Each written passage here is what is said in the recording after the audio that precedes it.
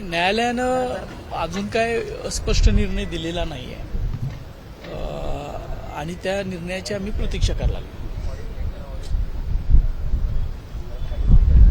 खरं तर त्यांना या ठिकाणी हजर राहावं की नाही राहावं या संदर्भात उद्या त्या ठिकाणी निर्णय होणार आहे. एकंदरीत कसं या सगळ्याकडे बघताय, तुमची नेमकी काय आता कोर्टाकडे मागणी केली आहे? आमचे वकील असीम सरोदेनी उच्च न्यायालयात सुद्धा जे काय आहे ती सगळी बाजू मांडलेली होती, सरकारी वकिलांनी सुद्धा मांडलेली आहे. हा विषय माझ्या एकट्याचा नाही आहे, हा विषय सगळ्या महाराष्ट्राचा आहे, सगळ्या देशाचा आहे.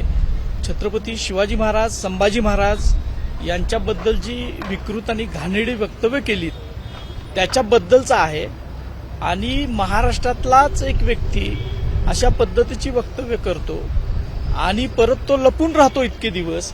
या विषयावर मला आक्षेप आहे की जर केलं नसतं तर कोण लपून राहत नाही.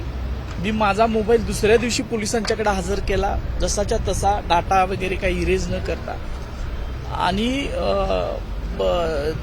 जो म्हणत होते की एक वेगळं त्यांनी नरेटिव्ह सेट करायचा प्रयत्न केला की मी कॉल केला नाही, मी हे केलं नाही, मी ते केलं नाही.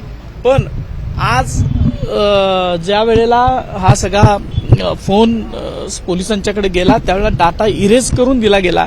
याच्यातच सगळ्या समाजानं समजून घेतलं पाहिजे की त्यांच्या पाठीमागं एवढं पोलीस दल आपलं असक्षम आहे का, असा एक प्रश्न आहे की 8 दिवस झाले, 10 दिवस झाले एखादा हा चिल्लर माणूस पोलिसांना सुद्धा सापडत नाही.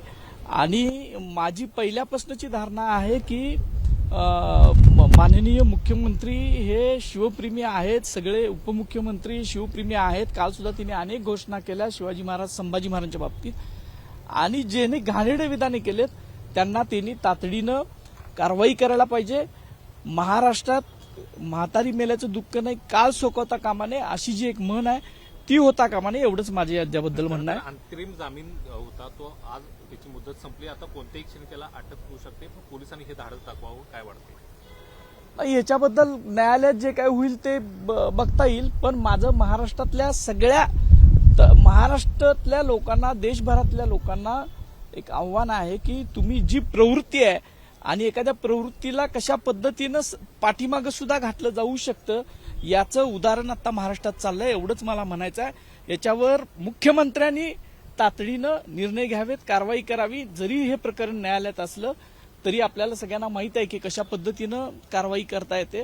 एवढंच माझं म्हणणं आहे की आपलं संवेदनशीलता ही महाराष्ट्रानं जपली पाहिजे आणि त्यात खासल्या खास पोलीस दलानं आणि राजकारण्यांनी सुद्धा जपली पाहिजे. एवढंच मला खरं तर तुम्ही आसिम सरोदेंना वकील दिला, पण दुसऱ्या बाजूला सरकारी वकिलांनी जी भूमिका मांडली, सरकार कुठेतरी कमी पडते भूमिका मांडताना. नाही, असे आम्ही आमचं म्हणणं असं आहे की सरकारी वकील जे आहेत त्याच्याबद्दल सरकार निर्णय घेईल.